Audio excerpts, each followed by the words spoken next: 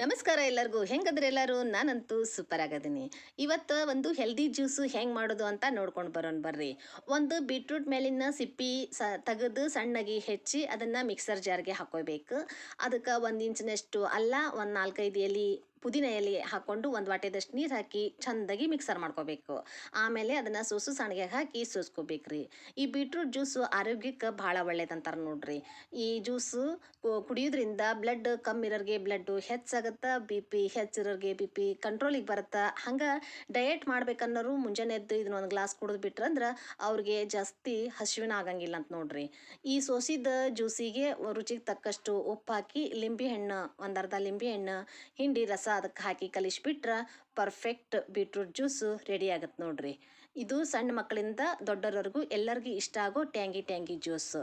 ಇಂಥ ಒಂದು ಹೆಲ್ದಿ ಜ್ಯೂಸ್ನ ನೀವು ಮಾಡ್ಕೊಂಡು ಕುಡೀರಿ.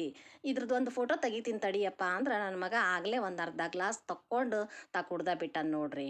ನನ್ನ ಚಾನಲ್ಲು ಇಷ್ಟ ಆದ್ರೆ ಲೈಕ್ ಮಾಡಿರಿ, ಕಮೆಂಟ್ ಮಾಡಿರಿ, ಶೇರ್ ಮಾಡಿರಿ, ಹಂಗೆ ಸಬ್ಸ್ಕ್ರೈಬ್ ಮಾಡಿರಿ.